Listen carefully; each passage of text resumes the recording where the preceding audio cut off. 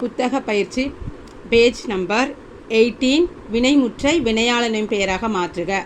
இதில் கலையரங்கத்தில் எனக்காக காத்திருக்கிறார்னு கொடுத்துருக்காங்க. இதை நீங்கள் காத்திருப்பவரை இதை எடுத்துட்டு எழுதணும். கா இத் தி ரு இப்பவரை அப்படின்னு எழுதுங்க. காத்திருப்பவரை அழைத்து வாருங்கள். அடுத்த வேர்டு ஊட்டமிகு உணவு உண்டான்னு கொடுத்துருக்காங்க. இந்த துணைக்கால இறை எடுத்துட்டு ஊ இன் டா இல் அப்படின்னு எழுதிக்கோங்க. அடுத்ததில் சந்தித்தார்னு இருக்குது. அதில் தா இர் அதை எடுத்துட்டு சந்தித்தவர் ச இன் தி இத் த வ இர் அப்படின்னு எழுதுங்க.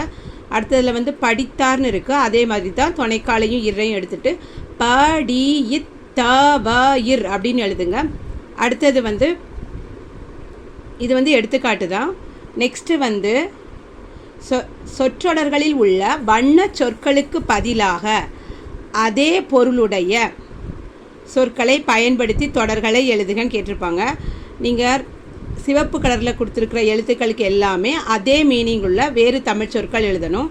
நான் இந்த எல்லா வார்த்தைகளையுமே தனியாக எழுதி அதற்கும் அதே சொற்களை எழுதியிருக்கேன். அடுத்த வீடியோவில் நான் உங்களுக்கு அதை அப்படியே சென்ட் பண்ணுறேன், பார்த்து எழுதிக்கோங்க. புத்தக பயிற்சியில் வேறு எதுவும் கேள்விகளுக்கு விடை வேண்டுமென்றால் நீங்கள் கமெண்ட் பாக்ஸில் கொடுங்க. நான் உங்களுக்கு வீடியோவை அப்லோட் பண்ணுறேன்.